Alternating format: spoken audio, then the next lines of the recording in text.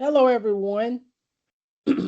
I'm so glad you all are able to join us on today's live event. I'm William Green.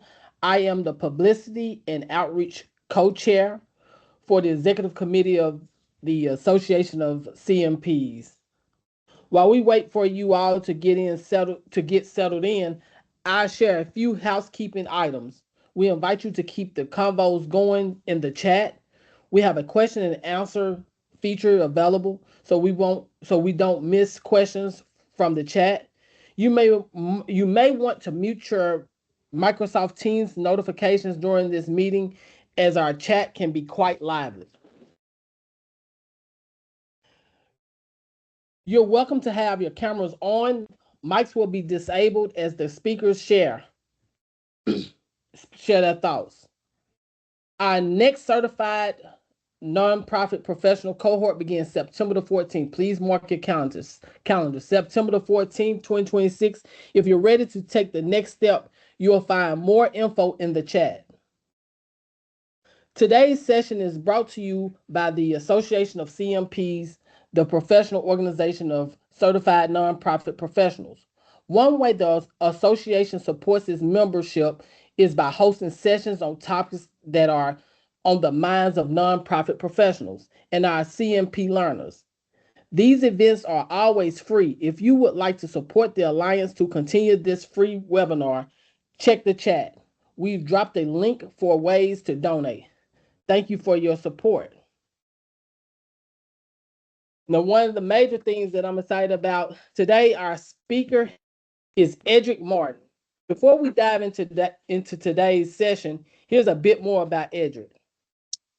It is my pleasure to introduce our presenter, Edric Martin, managing partners of Elevated Momentum LLC and a respected nonprofit strategist, consultant, and leadership expert. With more than 25 years of executive leadership experience, Edric has dedicated his career to strengthening organizations, developing high performing teams, and building innovative programs that create lasting impact in communities. Through Elevated Momentum, he partners with nonprofit organizations across the country to enhance strategy, improve governance, strengthen board leadership, and position organizations for sustainable growth.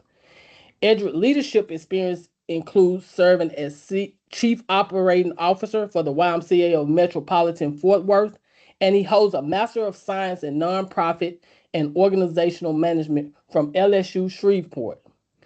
Today, he will share his expertise on bottom up leadership, exploring how organizations can cultivate, engage, empowered, and effective boards by building leadership from every level of the organization.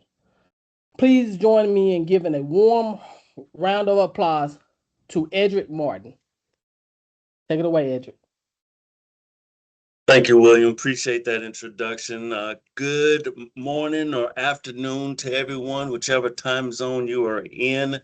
It is my pleasure, as William mentioned. My name is Edric Martin with Elevated Momentum. I'm really excited to speak with you all today and talk about bottom up board leadership. So, 5 elements of leading your board effectively while working for and with them. Board leadership is a very nuanced thing. We understand that. And so we're going to talk about a really few things that really help us to strategize and work with our boards to improve and enhance their engagement, and how do we foster and influence them to get them to do some of the things that we need them to do as part of our organizations. You hear me say we a lot, as in we as nonprofit leaders. I work in that space. Our team here at Elevated Momentum, it's a labor of love that we do. So when you hear me say we, I'm talking about all of us, because it's part of what we do. We're still in that zone.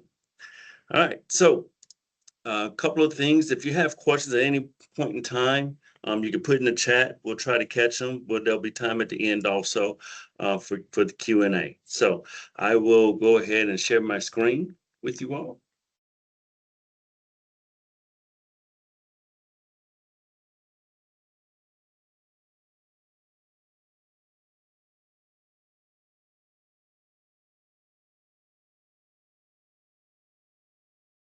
All right, there we go. So let's get started. I won't go over my bio. William did a great job of it. Plenty of experience in working with nonprofit organizations. Some of the folks and organizations that we've helped lead and impact and influence in the past through services and guidance with their organizations. Some you may recognize, some you may not. Here, I will put this in the chat. Let me go back.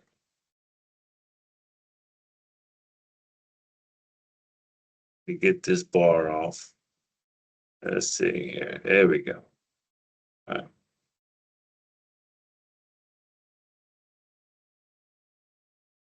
Let me find my screen here. I gotta stop sharing. I hit the wrong button. Let's see. There we go. All right, I'll reshare it. Sorry about that.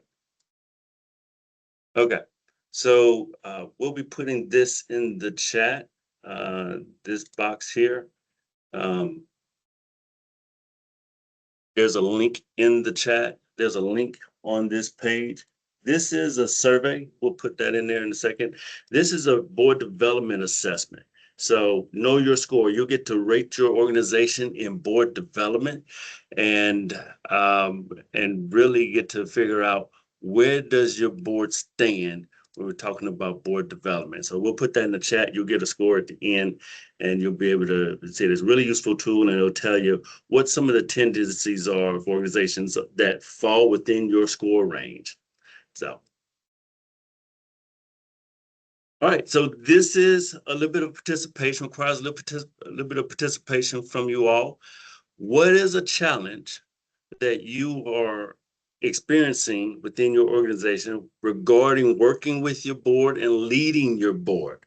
We'd love to see what folks are dealing with and seeing right now. You can put it in the chat. Showing up for meetings consistently has popped up. See what else we got. Turnover, major turnover. Board members following up with making introductions, buy-in, participation. Many of our board members say they don't know enough about XYZ to give their opinions. Lack of fundraising education, being a working board, getting some board members to focus on governance and not operations. Oh, we're talking about micromanaging and get them to do some of the things we want and need them to do as an executive leader. Completely understand that. Let's see what else. Difficult, rude board member.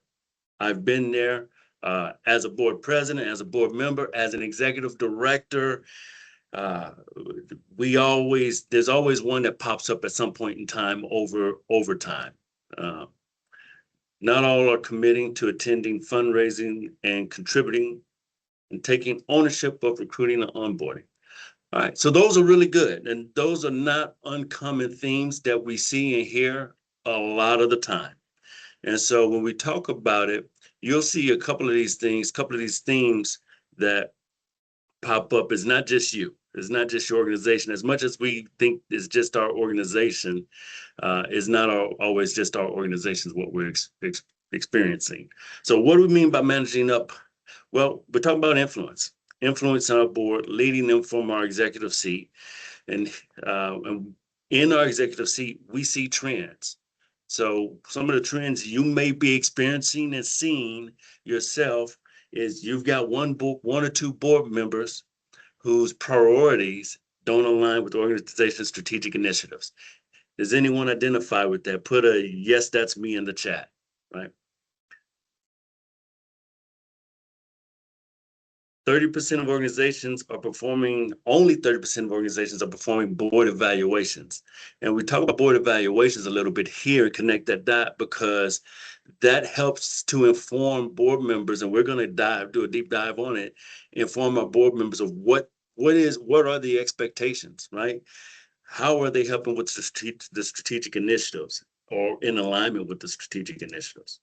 Here's another trend. We've got at least one board member who shows up to meetings, but that's about where their involvement stops. We saw that, we read that one in the chat, right? Folks are not showing up to meetings. But this one is we have folks that show up to meetings, but that's about it. So how do we reconcile that? All right. So 46% of organizations, and these are statistics that we've collected and gathered, um, and also through another third party as well.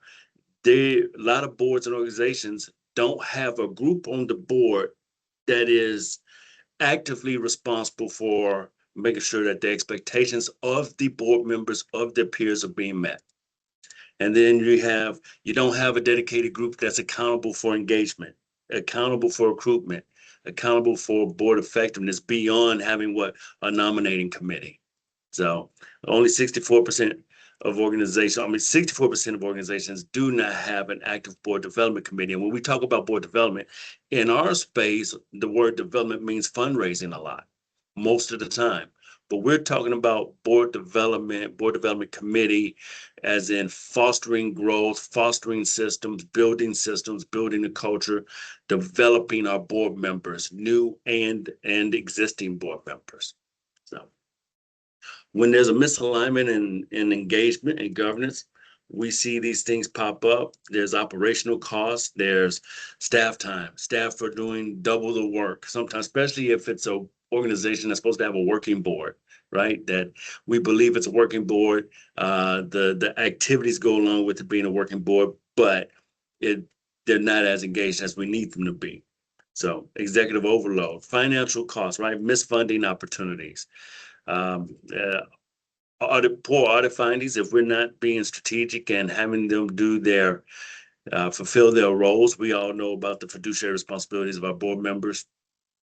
When there's that gap, we don't. Some of our systems are missing, including having an audit program or organizations that board members that are in tune or being part of an audit committee. So, and then strategic mission drift, right? We've got that one board member, someone put in the chat, rude board members. I would venture to say and speculate that a rude board member sometimes also is that one board member that they have their thing, and their thing may not be in alignment with what the strategic initiatives are or what the focus needs to be at the moment. Does anyone identify with that sentiment right there?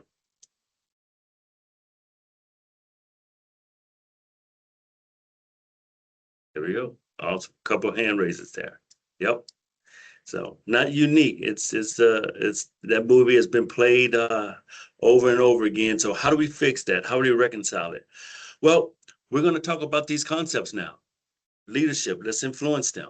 One of the things we recommend when we talk about these shifts, no particular order, but we do lead with this one: board performance evaluation and assessment. Right, doing a board performance evaluation and assessment of the board. It's very important. According to our data and trends, we did this data point earlier a few minutes ago. 30% are doing them. Board performance evaluations and roster audits. We recommend and encourage organizations to do performance evaluations on the board assessment, um, as an active process of relaying information to the board, right? When you're onboarding them, let them know, hey, we're going to do a performance evaluation at some point in time, doing those assessments. And the reason, as many of you have probably done them, the self-assessments, or you've had a third party come in and do them, there's lots of benefits to it. But what we want to make sure is that we're not utilizing it as a gotcha. We're utilizing it as a tool. We're utilizing it as an opportunity for improvement, right? Giving the board a formal grade to work from. I tell the story all the time that when I was in high school, there was a couple of times, I remember specifically, it was whether it was a quiz or a homework assignment, a couple of them, I'd get my paper back for when we would turn things in on paper back then, and there'd be a number at the top circled, but nothing on there would be marked off. So I'd have a grade, I'd have a number, I'd have a C or a B, but or even an A. But what did I miss? How can I get better if I don't know what I missed? And a lot of times, as executive leaders, this is something we unintentionally participate in. We don't give our boards a formal grade or give them an opportunity to give themselves a formal grade to work from and improve. So it's very, very important. It's how we provide them an opportunity to learn from their experiences, right? It minimizes risk. And and also provides an opportunity for transparent and robust conversations. So uh, it also, the other thing is, it measures and tests the strength of our bylaws, right? Uh, the consistency of our board practices, in relation to our strategic initiatives and our bylaws. So, what do you mean by that? Well, if we're asking questions about our board, um, about our board participation, and questions may look like, well, how many meetings is it that we're asking folks to attend, be a part of? Well, Edric, how many meetings let's say it's 10 meetings of a year. Edric, of the 10 meetings that were scheduled, how many did you attend? Seven. Okay. Um, the strategic initiatives within the strategic plan that call for board action and board service, to what degree have you been participatory in that process? What would be that percentage number? And we're grading it. So, and this is testing those things against the strategic initiatives, all right? The bylaws, committee meetings. How many committee meetings am I part of committee meeting? Do I show up? Do I participate in the committee? So we're grading ourselves, and we're rolling that up into an aggregate of the board, and we can really see the difference between what we think individually about the board as a whole, and then where the gaps are within our own service, and then what the actual scores are. So uh, the key to this is it provides opportunities to have really honest conversations, honest and tough conversations, to minimize uh, engagement. I mean, to minimize areas of weakness, minimize misalignment, to talk about initiatives, and also, making sure that, is our strategic plan working? To what degree do we have the right strategic plan? Are we doing anything with the strategic plan? Is our strategic plan really our budget, and we're just acting as if it's a strategic plan and we have strategic initiatives? So, but really, how involved and engaged are we as a board? So here's a question for you. How often should we perform board assessments, board evaluations? Let's see what we got. Anyone know? What does the data say? All right. Bob says yearly. Any other guesses? Ongoing. Okay. Elizabeth, I'd love to hear that. Quarterly, question mark, 2 times a year, every strategic plan, and each quarter. Okay. All right. Well, the data says we'll do it annually, at least yearly up to quarterly. That's great. The data says that we should do performance evaluations at least every 2 years. And I'll show you the correlation here. You should be able to see some of this. As I point to this stuff, this is a chart of first column, organizations that do performance evaluations every 2 years. The middle column here, they do it randomly. The third column, they never do it. The fourth column are the variances. The snapshot of this basically says, across all 18 categories, the organizations that do performance evaluations at least every 2 years outperform the other organizations that do them randomly or never do them at all. So statistically, we can see that. And some of these things, such as fundraising, someone made a comment about can't get our boards to fundraise, right? Organizations that they score a little bit higher when they're doing performance assessments, board assessments, right? Understanding the board's roles and responsibilities, getting our boards to think strategically. So across these categories, they're scoring higher than these other agencies that aren't doing them consistently. So we lead with this because the impact it sets the stage and foundation for getting the board to understand what is it that they're supposed to be doing. And don't be surprised if you all even do one. Don't be surprised if you do one this year and then do one next year. Don't be surprised if you see a dip in year 2, because now the board knows what it is that they're supposed to be doing, and they might grade themselves a little bit harder because they know what the expectations are. The data's in front of them, and and it's measurable, and they're seeing the measurable outcomes right front and center.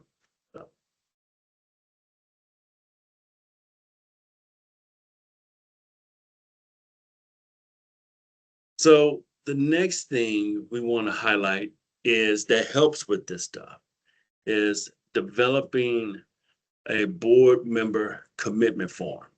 Many of you may have a board member commitment form as part of the onboarding process. We've seen organizations utilize this tool. We've done this tool, use this tool as an executive leader and as helping our folks. And there's another piece to this. We won't get to it today, but some ways of vetting board members. But when we're talking about board commitment form, this is for existing board members and new prospects as well. I cannot express to you enough when, as an executive leader, when we started doing this and started doing it to fidelity and routinely, how much more clearer the expectations became. You know, just the way we were able to have conversations about board engagement and activity really was modified.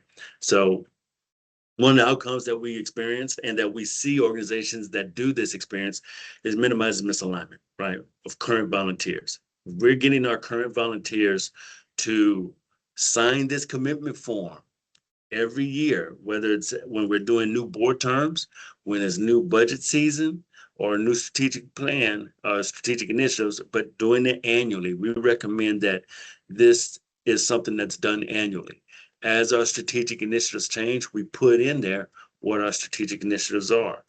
The other thing that it does is it brings transparency and consistent messaging during the recruitment process of volunteers, potential volunteers and board members. Uh, it minimizes staff speak, is what we say. Staff speak would be, well, Edric, as the executive leader, how many meetings do I have to attend? Well, if we have 10 a year, we want you to attend 90% of the meetings. You know, we understand something might happen, but as a staff member, how realistic is it? But there needs to be a percentage, there needs to be a number. Is that number 70%, 75%?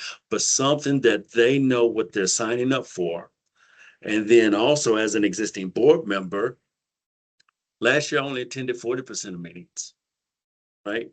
And I have to sign this commitment form stating that I understand that the expectation that I attend 75%, and I'm using 75% as a loose number. So I know many of you might meet only quarterly or semi-annually or whatever that number is, bi-monthly. So, and some maybe monthly, but it really highlights what we're asking them to do. Things we should put in there, board meeting attendance and requirements, right? So that's what I've been talking about. Committees. Do I have to serve on a committee? What does committee meetings look like? How often are the committee meetings? How often are the board meetings? This one here is a very important one for most of us. Expected financial commitment in fundraising, right? What's my role and what's my financial commitment? Do I just give a gift, or do I give and get? Or is it give or get? What is the expectation of our organization when it comes to our board members? Give and get, give or get, to what degree? Is there a minimum? You know, and we get the question all the time about should there be minimums and stuff, and we have recommendations for that, but it depends on your organization. So, and then special events. How many signature events and special events do we expect them to be and participate in? As executive leaders, what I have seen, what I have been guilty of, what we've seen as a company, and what I've been guilty of as an executive leader is we're saying to Mary, hey, you come to our board meetings. We meet once a month, or we meet every other month, and then we'll have a fundraiser at some point during the year. Usually January through March is our annual campaign. What I'm not saying is when we're asking them to come to some of our direct delivery programs, when we're asking them, well, we'll have 3 special events during a year, or signature events, or silent auction, or a golf tournament, or something else, right? Or a prayer breakfast. And then those things get added to what we're asking folks to commit to. And so really spelling those things out, if you do put together a board commitment form with these expectations, add an addendum to all the possible things and activities that we want them to be at outside of board meeting and committee meetings. And then that way we're equipping them, we're allowing well-intentioned folks to say, yes, I can do that, or no, I can't. And I believe that most of you would feel, if we have well-intentioned folk, we'd rather have well-intentioned folks that recognize they can't meet the service than have well-intentioned folks come on and then not meeting it, and then we get frustrated because we didn't provide the information and the full picture, and they're learning as they go. And I'm completely guilty of it, and some of the folks that we work with are too as well. So we really try to help folks minimize that. And you may not know when a date of certain things taking place, but you know what time of year. You know if there's an annual auction that happens in April or something in September, you can just highlight between these 2 months, this is when this special event will occur. So, and let's see, I don't see any questions in the chat just yet. Okay, great. Governance handbook.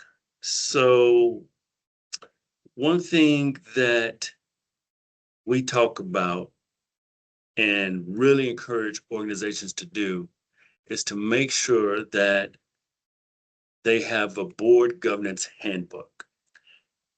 That is different from bylaws. It is different from our some of our policies. And the board governance handbook, it's a playbook. And we'll see folks and organizations take their bylaws and use their bylaws as a handbook, but it's really not.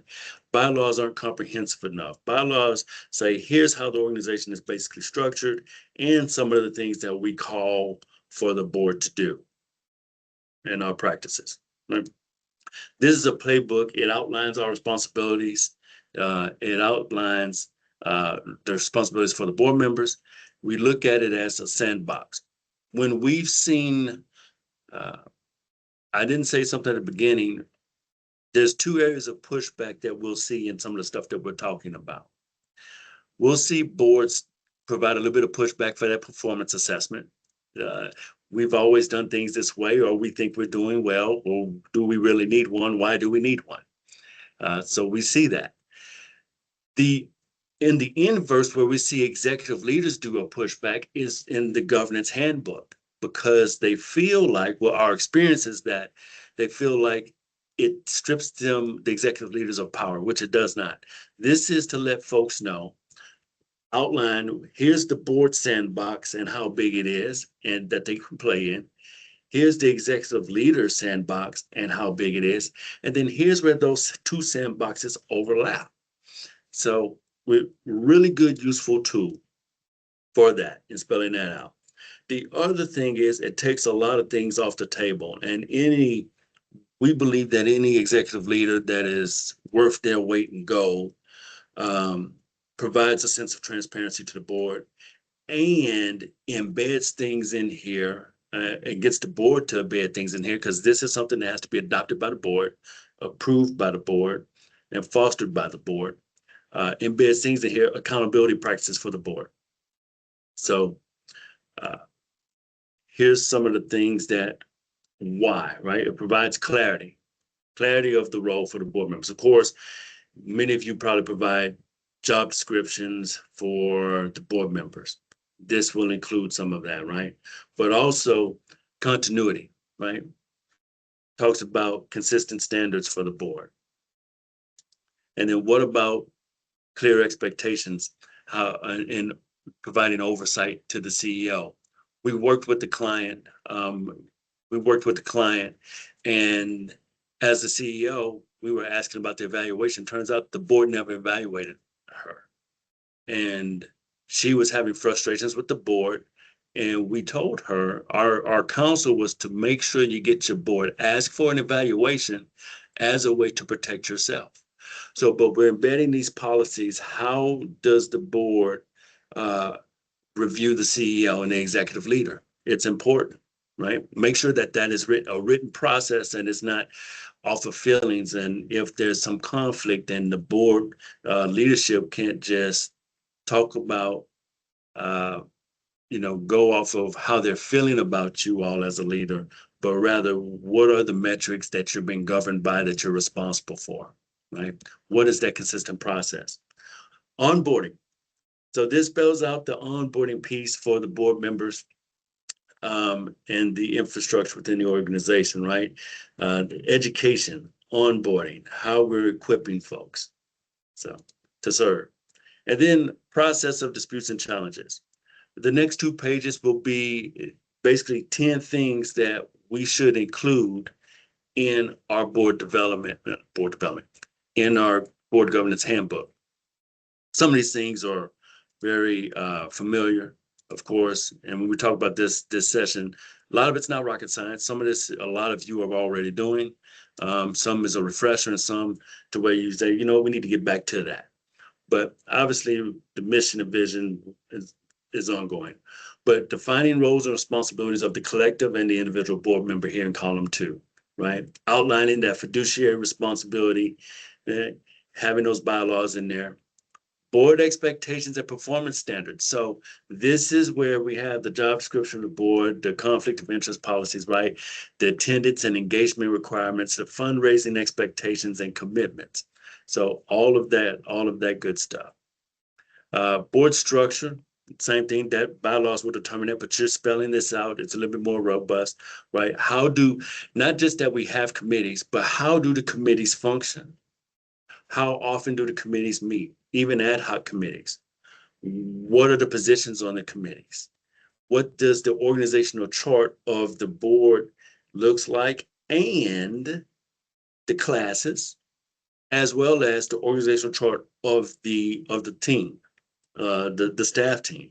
If there's a staff team, sometimes organizations are a staff of 1, a staff of 3, staff of 20. So it varies, but you have to build this to the DNA of your organization. Right? Recruitment, onboarding, succession planning. Um, there's another training that we do that it includes. We talk about succession training, we talk about building recruitment pipeline, all that stuff. That's not this session, but these are things that you would include in there. What is the practice of uh, your building your recruitment pipeline? What does that look like? Who's responsible for it? We'll talk about that on the next slide a little bit, but not a deep dive on it. Process for onboarding new members. And then here we'll talk about some of the financials and operating norms, right? So you look at the guidelines for operational norms, right? So how's the agenda structured? Number 7 is one of the most important things when we talk about fiduciary and financial stewardship and oversight, the board roles and audits, the board role in the budget, the board role and making sure that the organization is financially healthy.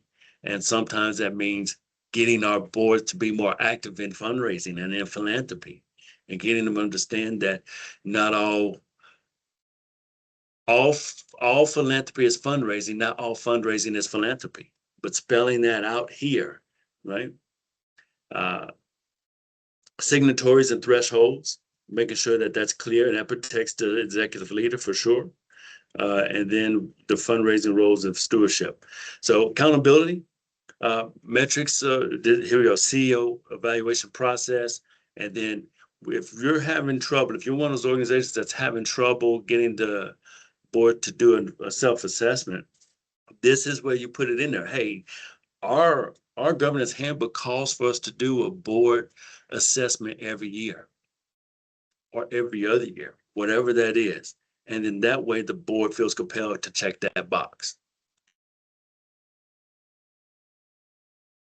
This is a sample table of contents of an actual board governance handbook. You can see there's a lot of things in it. Doesn't have to be all of this stuff. This is for a larger organization that we help with. And so, but a lot of these things should be in here and spelled out. So you can see this goes beyond what the bylaws may say. And some of you may have something like this and call it bylaws, but in traditional bylaws, um, this goes beyond is what bylaws are. So, and this is part of a board vetting tool. You know, this is something that you can give to prospective members as well, your governance handbook.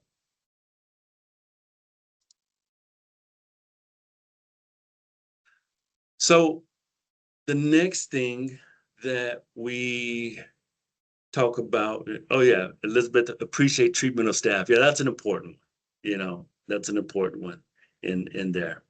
So the next thing is that we found really helpful when we're talking about fostering engagement, fostering influence and influencing our board, bottom up board leadership. How do we do that? There's a committee. If you don't have this committee, you need to create this committee.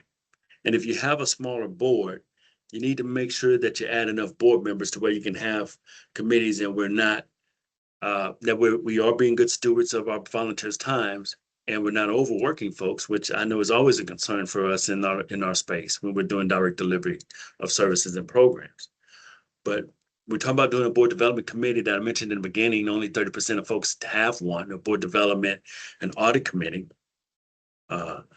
This provides clarity and accountability and strategic focus, right? And these are some of the things that it puts in place: systems and processes and engagement. We're talking about creating an infrastructure for decisions related to enhancing the skills of our board members.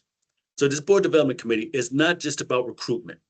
It is not a nominating committee. It is a committee that is charged with advancing and strengthening the board systems and processes overall.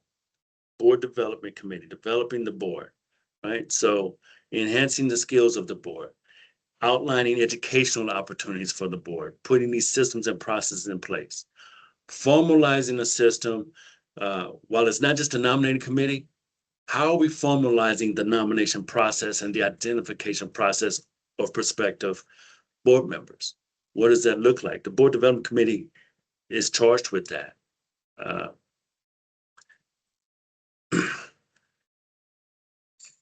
When we put this next thing that's going to pop up, we always get some affirmations. One of the best benefits that we see from the executive leader seat is when we put this board development committee and spell out the roles and responsibilities of it, one of the outcomes is that it publicly relieves the executive director the perception that it's the executive leader's job alone. It's the executive leader's responsibility alone. That board development is only on that executive leader. Board member recruitment is everyone's job, including the board and the executive leader. Educating the board, growth of the board is the board's job because it helps the organization, but publicly relieves that it's the executive leader's job alone. So how many of you, does this speak to any of you that are experiencing some hardships in that you're on that island, you have a board, but you're on that island, and there's like, oh, well, Edric will take care of it. He's the executive director, right? Elizabeth, I'll pick on you just because I see your name in the chat, not for any purpose of knowing you. But, how many of you or Elizabeths are feeling that, man, I can't get them to take some of this off of me, right? And I've talked to them about it, but putting that committee together helps. There we go. We've got a couple here that have raised their hand. Awesome. We discussed this at a board retreat this year and decided which committees will handle recruitment. Oh, that's awesome. There you go. Matt, there you go, Matt. Identified. Yep. All right. And the way it relieves public expectations, that it formalizes the expectations of engagement and board ownership. Formalizing ownership. So this is a sample of our board committee roles and responsibilities. Now, let me say this. What you see a number of things, right? We've got 4, 5, 6, 7, 8 things outlined here. This chart of roles and responsibilities of a board development committee, these things can absolutely be combined. The committee could be 3 people or 4 people. Probably don't recommend a committee of 2, but if you're a smaller board and that's what you have, you can start with that. but you're combining these positions. You may not need a vice chair on that committee, but the vice chair duties of duties of the recruitment lead here can absolutely overlap with an onboarding and training lead of that committee. So we're talking about this. The key takeaway is don't get overwhelmed with, man, we don't have enough folks for this committee. You're building out the committee and the duties and functions of the chart of work of this committee, roles and responsibilities, to the DNA of your organization, the DNA of your board. It may highlight that you need more board members. The average board size, the national average is 15 and 16 for nonprofit organizations, the average board size. A lot of organizations we run into, small organizations, think they have to have a small board because they're a smaller revenue organization. If you're a fundraising board, we actually encourage the opposite, get you a larger board, especially if you require your board members to raise money. But this, adding board members to make sure we're not stretching folks too thin and we're being really good stewards of their time. So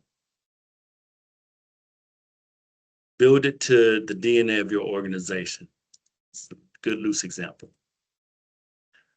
One-on-one meetings. This is going to be pretty simple. This is something that I know a lot of you probably strive for, but have not met or hit. But when we talk about one-on-one meetings, we're talking about doing one-on-one meetings quarterly with your board members. We're talking about influence, fostering influence outside of board meetings, and it takes a lot of time, right? It takes intentionality. But these meetings are designed to motivate board members, to curry influence with them. And if we have that board member that we don't have that connection relationship to, it's designed to make that better, right? Two-way feedback, right? And the board meeting and the one-on-one meeting, what it looks like is assessing how you may need to adjust. Meaning, Edric, I'm asking my board member, Mary, as a loose example, how's your board service? How do you feel about the board, the direction of the board? How do you feel about the organization of the board? So now I'm asking her to evaluate me informally. This is away from the building, away from the facility. This is at a coffee shop. If it's a statewide organization, it might be on Zoom, but pick a day where you can meet halfway or something, if it's not too much of a challenge, right? And so we're giving them an opportunity to provide feedback outside of a board meeting that we may not want to be in the board meeting. Right. So we're discussing issues and addressing concerns, building those relationships. And then we're also providing, guidance. They especially if it's a new board member or newer board members, it takes a year for folks to get their feet wet, but we are building influence and currying that with them. So when we started doing this and getting organizations to do this as a practice, at least quarterly, meeting with each board member, 45 minutes to an hour. If it really moved the needle on getting strategic initiatives and recommendations that the executive leader is making, really being able to move those through and get those done. So I have a couple of things here. Call to action. So we do some things like this monthly. We'll have an executive forum. Our next one's on August 20th. If you're interested, feel free to reach out to us. You can schedule capabilities briefing with us, and we can do an encore session. If you don't mind, I'm going to put two things in the chat. I'm going to put this link in the chat. This is a survey about, and I'm sure the folks here in LA will have their own survey, but we always like to get a little bit of feedback as well for ourselves. I'll stop sharing in just a second so I can put that in the chat. There we go. I'll put this link in the chat. And if you can fill this out, it's 3 questions. And so what you'll do is 4 questions really. And what you'll do is you'll answer those questions. And then actually, if there's some point in time you have more questions, want to have an additional conversation, then you feel free to reach out to us. So the first one's going in the chat now. And then the second one that, there we go, new. The second thing that I will be putting in the chat, and you just click on that link. The second thing that I'll be putting in the chat will be this survey, the board assessment survey that will give you a score. So it's not a solicitation of any sort, but it gives you a score. If you want to know where your board stands, how your board stands right now, then you can absolutely fill this out. It's 10 questions. There's 6 background questions in it, but this gives you a score. You'll get a score of 17 or 26, and it'll have a verbiage of what characterizes where your organization is. So with that, those are our shifts, our 5 shifts to foster influence and build the board. Shows as a blank box. Okay. I'll work on that while we're in here. And then but I'll entertain questions while we're still here.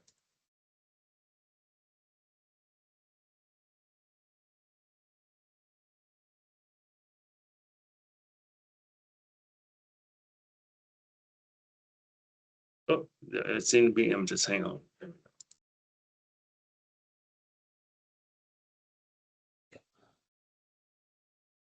Here we go. All right. Thank you for that.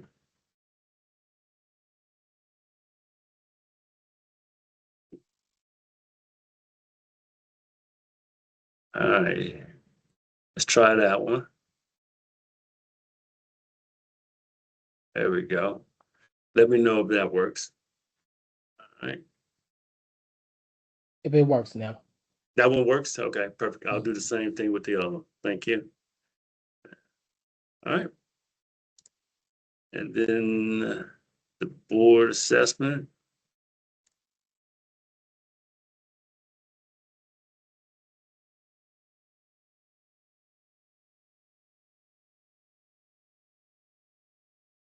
That was going in the chat also.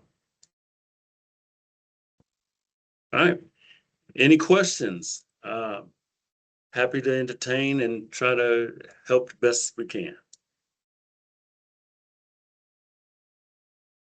Are the topics you discussed available for viewing?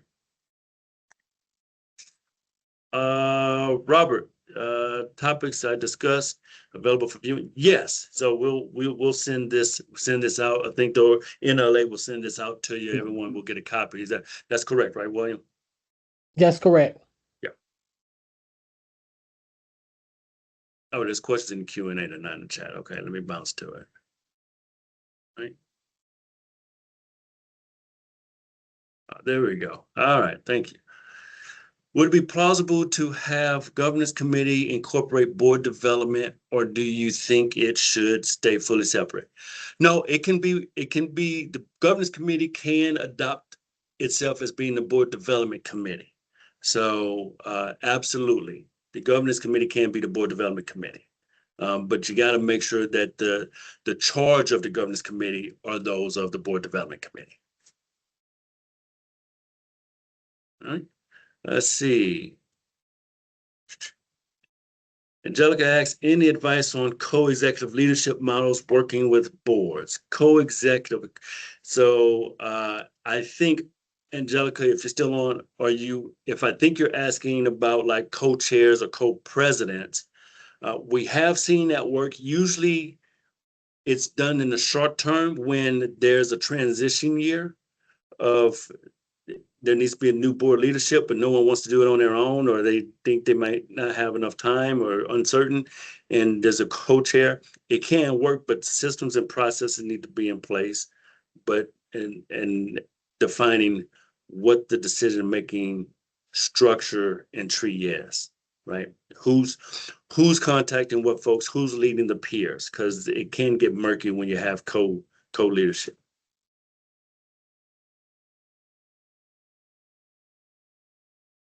How do I work from a management level to build a culture of accountability that includes the C-suite and the board? All right.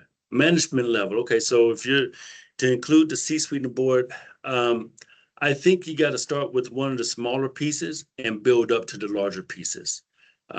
Without any context of that question, I think when you're talking about building a culture of accountability, probably starting with some type of the assessment, right?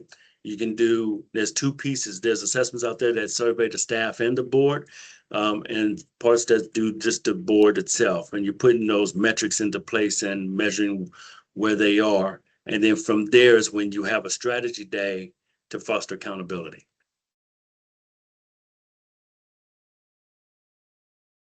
I'm just the director of finance, how to bring up some of these great ideas. Jackie, the best way to bring up some of these ideas, I think, even if it's not with Elevated Momentum, if there's organizations out there that you're familiar with, but I'll use us because we're here. The second one's coming up as an error. Okay.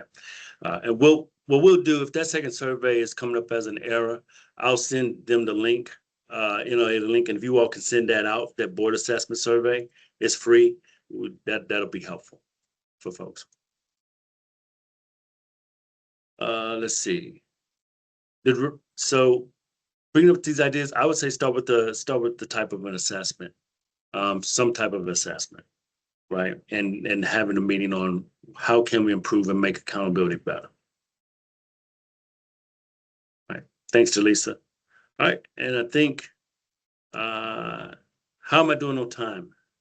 Do I have time for a couple more questions for me to answer? Yep, you Okay. got about 5 minutes. Okay, great. All right, let's see. How can I introduce one small 5 to 10 minute item concept that will at least get them to be intrigued or interested? I would say the easiest thing, the smallest item, is that board commitment form. The board member commitment form will start the conversation of talking about expectations. Hey, we're putting together, as we're going in our next recruitment cycle of board members and identifying potential board members, we need to put together a board member commitment form. Let's look at our bylaws and what do you all think needs to be in that? And now we're crafting out what expectations should be. And the other piece is maybe looking at a couple of similar organizations, their board member commitment forms. And now, as you're crafting yours out, you can provide examples to them because there may be stuff that you're not thinking of to put in your, or the board may not be thinking to put in it that may be relevant for you. All right, can you talk specifically about helping board members transition their thinking from a for-profit space to nonprofit space in terms of operations, HR, revenue, and budgeting? For-profit space to nonprofit space. Elizabeth, I'm sorry, I'm not sure I understand. I'm reading it in the inverse. Usually we get the question moving from a nonprofit space to a for-profit space because a lot of nonprofits don't operate like a business or with a business mindset. So I'll be happy if you want to email me some clarification on that question, or I'm not sure if you're able to come off mute or not, or put in the comment what you're talking about. I'll be happy to dive in a little bit more. Amy asks, how do you develop that trust and alliance coming from different cultures and perspectives, Southern California to East Tennessee? Oh, well, the trust, that piece, when you're talking about cultures and climates and stuff, that piece is going to have to be fostered with the one-on-one meetings. I would start there in fostering the trust piece, meeting with each of your board members quarterly, having those informal conversations about what your goals are and what your goals are, and asking them how do they see those goals being in alignment. And then it opens a dialogue for you to be able to share and provide with them your vision outside of just the board meeting setting. What do you do when you have an online form in place, though board members still fall short of their outlined commitments? Well, there's a number of parts to that. When you have an online form in place, they fall short of their commitments. Now it's about evaluating. They're falling short, but have we talked about what that looks like from a standpoint of metrics? To what degree are they falling short? How many folks are falling short? That's when that assessment will come into place. The other piece is your board leadership. And there's no good answer when board leadership is lacking. The board president is not helping to shepherd their peers. his or her peers. But that is where that would start also. The board leadership shepherding and having those tough conversations in collaboration, in conjunction with you as an executive leader.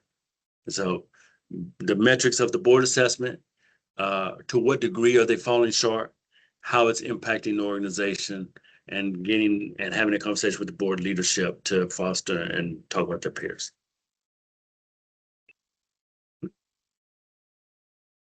Let's see.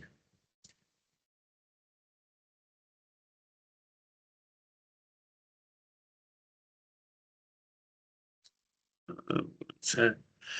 Let's say, what's one takeaway you have? Okay, that's Christina. We'll be sure to send out the link. All right, and I'll do two more. I'll do two more questions and then turn it over.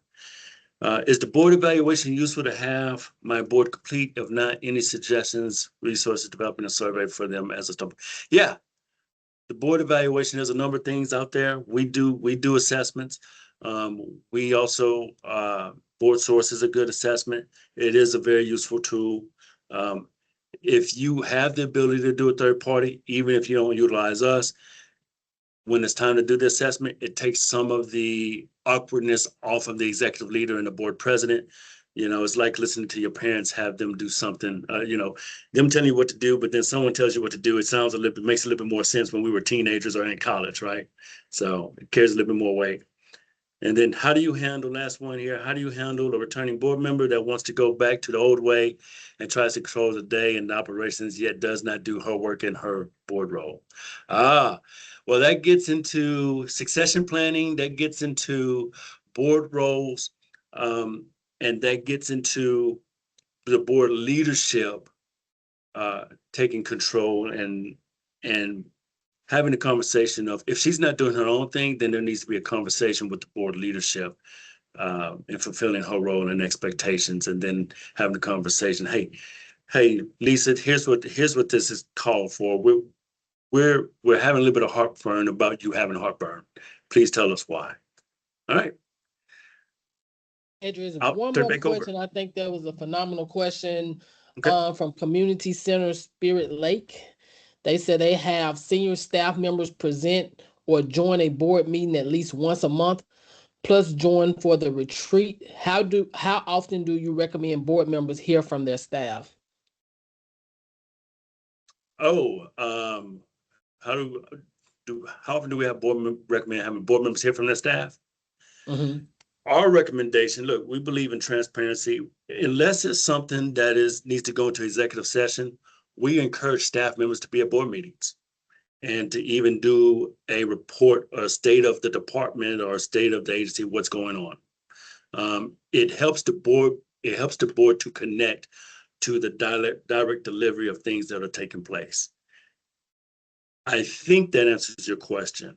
If you're talking about something else where board members or staff members are reaching out to board members, I think that depends on the what and the how.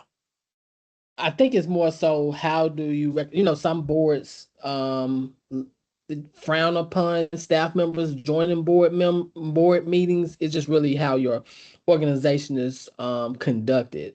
It's about the DNA of how the organization is structured. We've seen that. We think we encourage staff to be part of the board. It's a learning. Staff learn the board, and the board learn the staff what's going on. But that's our recommendation. All right. Well, thank you for that.